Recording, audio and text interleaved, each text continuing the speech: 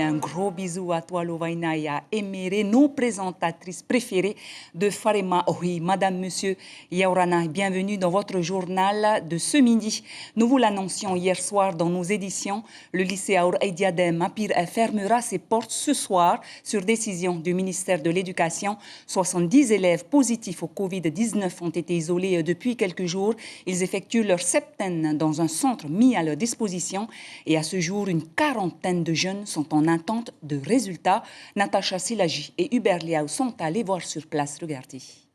Alors oui Théopo, vous l'avez dit, c'est le cas. Donc le lycée Aurey va fermer ses portes aujourd'hui en fin de journée sur décision du ministère de l'Éducation.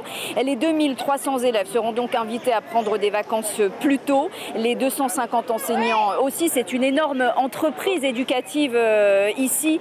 Il y a eu 70 cas actifs. 38 sont actuellement en attente de résultats de tests. Il y a donc 2 centres qui ont été prévus pour ces élèves, un à Pirée, un centre tampon pour ceux qui attendent donc les fameux résultats, et un autre à la Presqu'île, au centre Tibériade pour ceux qui savent déjà qu'ils sont positifs. Une information importante, tous les élèves qui sont internes, qu'ils soient positifs ou non, seront acceptés dans l'établissement. Il y aura plusieurs associations qui s'occuperont d'eux pendant les vacances s'ils ne peuvent pas rentrer chez eux. Voilà ce que l'on pouvait dire aujourd'hui. Vous le voyez derrière moi, il y a encore des élèves, mais ce soir le portail sera fermé ici. Oui, merci beaucoup à Natacha Silagi et Hubert Liao pour toutes ces précisions. Des mesures sanitaires qui pèsent aussi sur le monde sportif. Tous les événements, les rencontres programmées jusqu'à la fin de l'année ont été annulées. On écoute Charles Ariotima, directeur des compétitions de la Fédération tahitienne de football, invité café d'Ibrahim Amenadzi ce matin. Les 2 premières journées où nous avons mis à huis clos, ça nous a coûté quand même à la Fédération tahitienne de football 570 000. Donc si là, comme le commissaire a décidé de prolonger jusqu'au 25 novembre, donc nous allons suivre, donc ce qui va nous coûter pratiquement, ça va nous faire 6 semaines. 6 semaines, tu divises par 2, ça fait 3. Ça va nous coûter pratiquement dans les 1 700 000, plus les 500 000 qu'on a déjà dépensés. Ça va coûter à la Fédération 2 200 000, rien qu'en indemnité des arbitres. Sans compter qu'à côté, on nous oblige de désinfecter le stade, les vestiaires avant chaque match et de le nettoyer et de le désinfecter après chaque match. Donc nous sommes obligés là aujourd'hui, on dépense, nous la Fédération tahitienne de football, nous sommes à près de 3 millions de dépenses, rien que pour la désinfection et tout le matériel qui va avec. L'été sera chaud et pluvieux. La Niña est de retour en Nouvelle-Calédonie et dans tout le Pacifique, caractérisée par d'importantes précipitations. Le phénomène climatique est en train de débuter. Il pourrait causer davantage de cyclones au cours des prochains mois, mais avec une moindre intensité. Le reportage de Lorley Aubry et Cédric Michaud. C'est un événement météorologique qui se produit tous les 4 à 5 ans quand l'eau de surface de l'océan Pacifique se refroidit.